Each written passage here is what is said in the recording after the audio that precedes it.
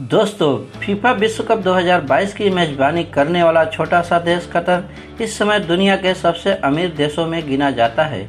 जब भी दुनिया के सबसे अमीर देशों की बात होती है तो अमेरिका, ब्रिटेन और सऊदी अरब का नाम जरूर आता है, लेकिन कई रिपोर्ट्स की माने तो कतर इस समय दुनिया का सबसे अमीर देश है।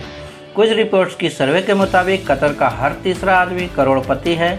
अगर बात की जाए सालाना इनकम की तो कतर में हर तीसरे आदमी की सालाना इनकम भारतीय रुपयों में तकरीबन 94 लाख रुपए है। लेकिन हम सब जानते हैं कि समय एक जैसा नहीं रहता। कभी कतर का नाम भी पिछड़े और गरीब देशों में शामिल था, जहां चारों तरफ रेत ही रेत थी। आज से तकरीबन 60 से 70 साल पहले रेगिस्तान के अलावा कतर में कुछ भी नहीं था। न ऊंचे इमारतें थी, न पैसा था और न ही इतनी सुख सुविधाएं थी।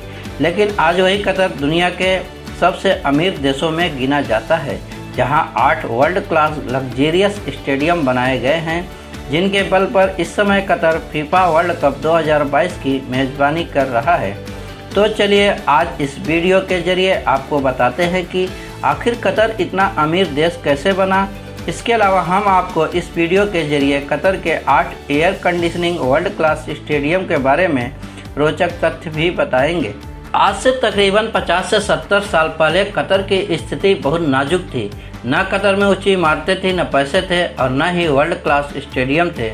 अगर कुछ दिखाई देता था तो केवल रेगिस्तान, चारों तरफ रेत ही रेत थे। आज की सुख सुविधाओं के मुकाबले तक कुछ भी नहीं था। पहले कतर के ज़्यादातर लोग मोतियों का व्यापार करते थे, जिसे मूंगे के नाम से भी जाना जाता है।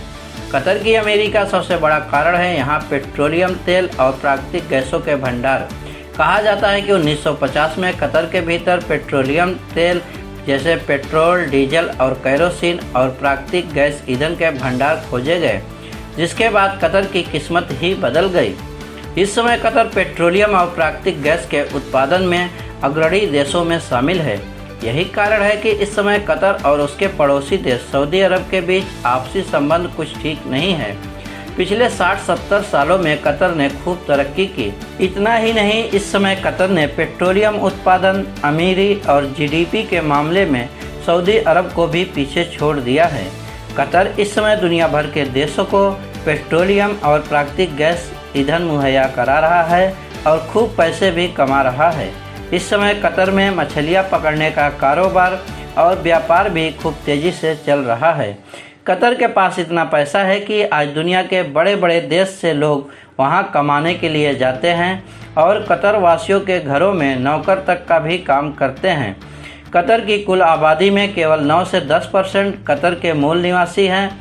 बाकी की जनसंख्या में बाहरी देशों से आए हुए लोग शामिल हैं, यानी कि कतर में पूरी आबादी का 90% हिस्सा बाहरी देशों से आए हुए लोगों की जनसंख्या है, जो यहाँ कमाने के लिए गए हैं। साल 2010 के बाद कतर ने लगातार इन 8 स्टेडियम पर काम किया है। कतर की मौजूदा सरकार ने खेल आयोजन में रुचि रखते हुए कतर को एक मेज़बान देश बना दिया है। आइए अब आपको इन 8 स्टेडियमों के नाम और इनकी क्षमता के बारे में बताते हैं। कतर के पहले स्टेडियम का नाम अल बयात स्टेडियम है, जिसमें एक साथ 60,000 से 63,000 दर्शक मौजूद हो सकते हैं। इसे खानाबदोश टेंट मॉडल के आधार पर तैयार किया गया है। कतर के दूसरे स्टेडियम का नाम अल जानूब स्टेडियम है, जिसकी क्षमता 40,000 है।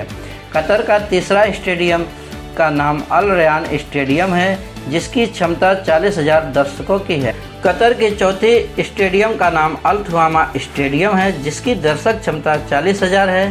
कतर की 5वीं स्टेडियम का नाम एजुकेशन सिटी स्टेडियम है, जिसकी दर्शक क्षमता 40,000 है।